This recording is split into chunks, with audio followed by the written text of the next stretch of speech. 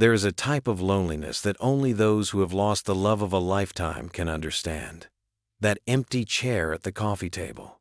The silence where there used to be laughter. The clock that seems to tick slower now that you no longer have someone to share the minutes with. If you're watching this video with a broken heart, you know that the pain of widowhood isn't just emotional. It's physical, tangible, like a weight that tightens your chest every morning when you wake up. But what many don't tell you is that, in the months following this loss, you'll be vulnerable to making decisions that can turn this temporary pain into lasting consequences, financial, emotional, and even spiritual. Perhaps you've already felt the pressure from well-meaning relatives suggesting that it's time to sell the house, or the temptation to isolate yourself from the world, thinking no one could understand your pain. Even worse, that voice whispering that God forgot you when you needed Him most.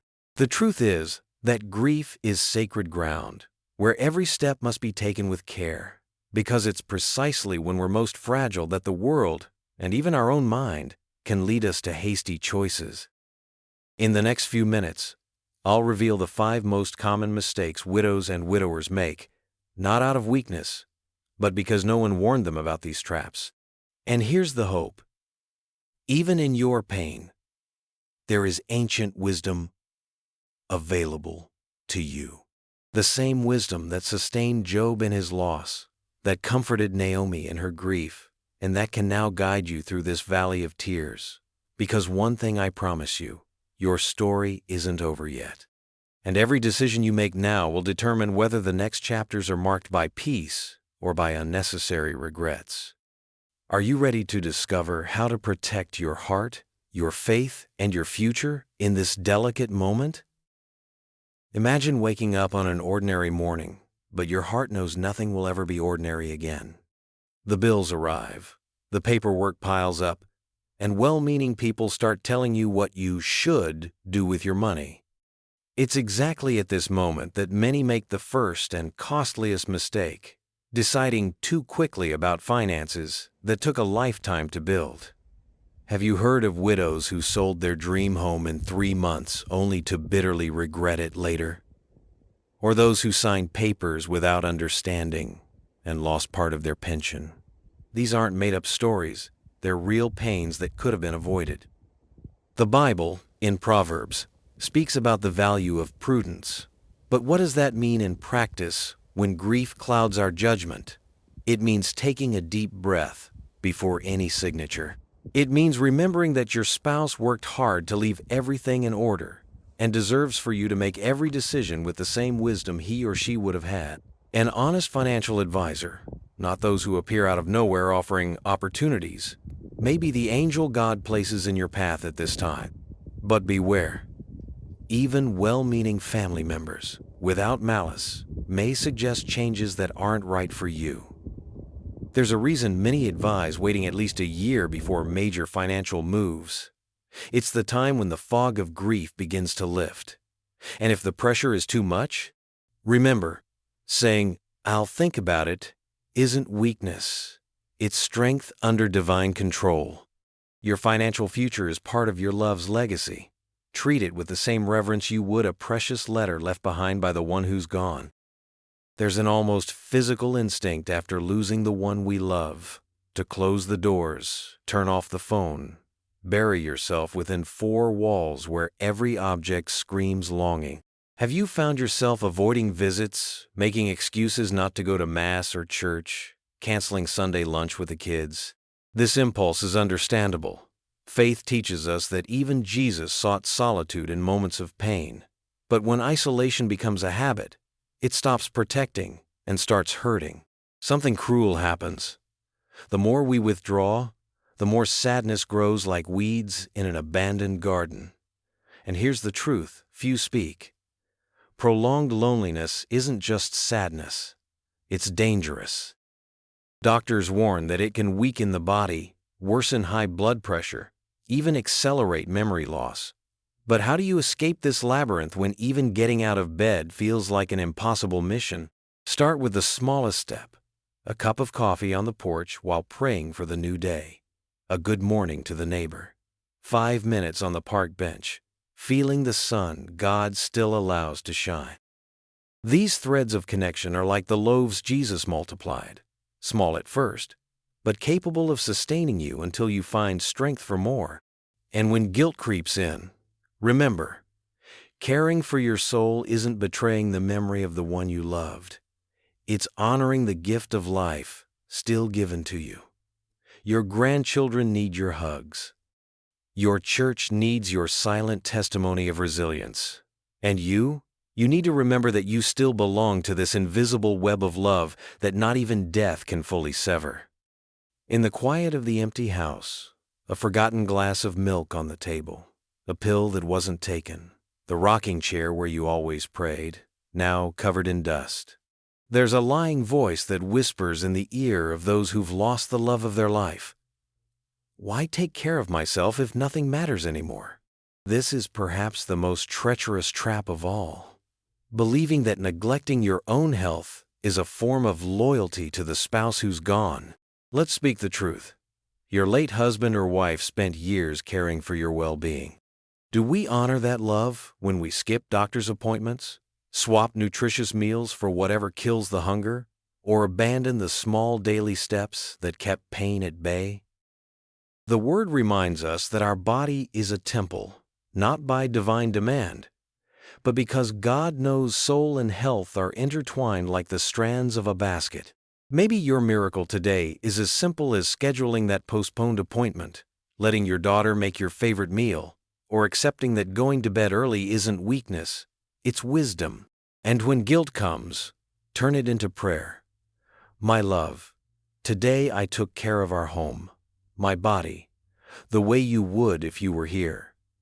That is the legacy no death can steal, a life well lived, right to the last breath. The human heart has a curious way of dealing with pain.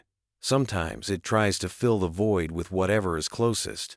And that's how many, in the loneliness of endless nights, end up in relationships they weren't ready for.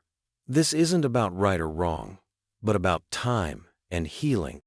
Have you ever seen a wound that didn't close properly? When we tear off the scab too soon, we only make the injury worse. So it is with a grieving heart.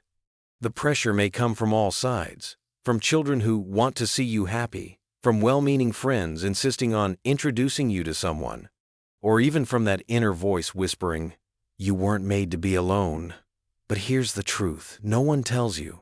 The wrong embrace at the wrong time can hurt more than loneliness. The Bible says there is a time for every purpose under heaven, a time to weep and a time to laugh, a time to embrace and a time to refrain. Discerning these seasons is true wisdom. And when temptation is strong, ask yourself, am I seeking companionship or just running from the pain? Be honest with your heart. No one, not even God, expects you to live on memories forever. But neither does anyone who truly loves you want to see you stumble into relationships that wouldn't honor the love you once had. Give yourself the grace of patience.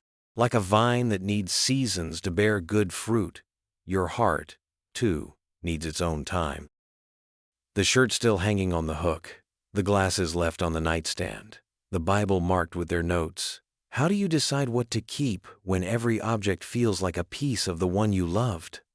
This is perhaps one of the most painful tasks, and also one of the most necessary. Have you ever opened a closet and felt like you were betraying their memory just by thinking of donating something? It's normal. But here's a truth that may bring relief. Keeping everything isn't the only way to show love. In fact, sometimes it's the opposite. Remember when Jesus said, "Where your treasure is, there your heart will be also"? Well, your true treasure isn't in things. It's in the love that lives inside you. Try starting small. Choose one or two truly meaningful items. That mug he used every day, the scarf she always carried in her purse. Place them somewhere special. As for the rest, allow yourself to let go. It's not about forgetting, but about letting love multiply. That sweater she adored could warm someone in need. His tools could help a young person starting a new life. And you know the miracle? When we give with love, the object gains a new story without erasing the old one. If the pain feels too heavy, Ask a child or close friend to help. But don't let the house become a tomb. Turn it into a testament that true love never dies, it only transforms. After all, you don't need things to remember. What you lived is stored in the safest place in the world, your heart. It's 4 a.m, and you wake with your arms stretched toward the empty side of the bed.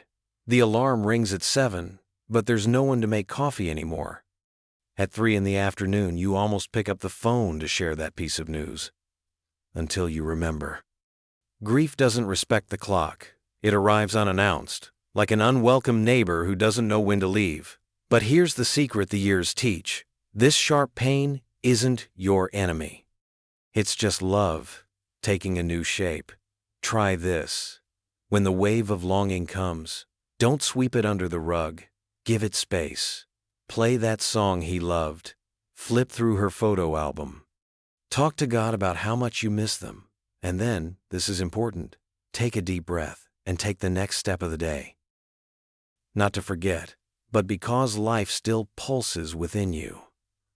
The Apostle Paul wrote that we are afflicted but not crushed. What a powerful truth. Grief may visit, but it doesn't have to live inside you all the time. Over the years, something curious happens. That acute pain softens into sweet melancholy, and then into gratitude for the time you shared. Don't rush this process. God isn't timing your grief on a clock. He's just waiting, patient as always, for you to discover that there's still light, even if different, in your days. The calendar on the wall keeps turning, even when our world is stopped. Birthdays that won't be celebrated together anymore, travel plans tucked in a drawer, that dream of renovating the porch that now feels meaningless. Planning a future when half your heart is gone seems impossible, almost like a betrayal. But what if I told you that making new plans doesn't erase the old ones? That we honor those we love best when we allow our story to continue?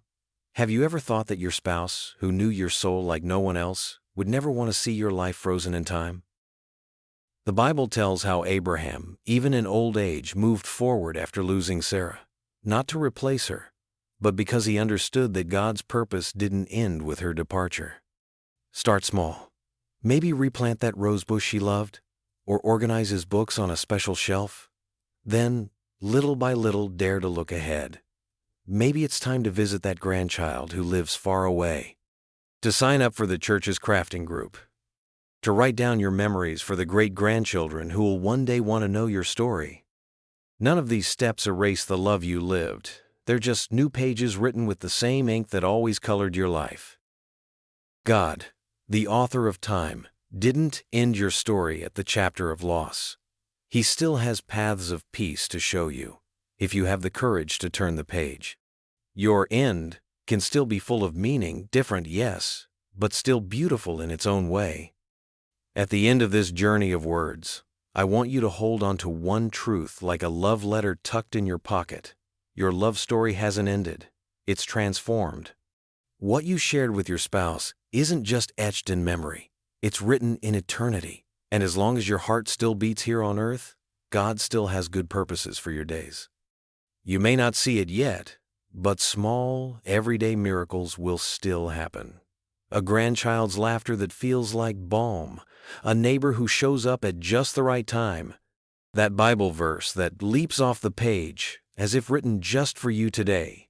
These are signs that life still pulses around you, inviting you to be part of it again, not with the same joy as before, but with a new wisdom only those who have loved and lost can understand. In the hardest moments, remember, you're not rebuilding your life alone.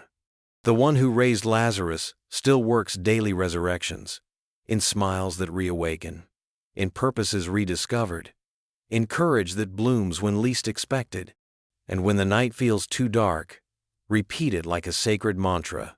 Even though I walk through the valley of the shadow of death, I will fear no evil. For you are with me. That promise doesn't expire.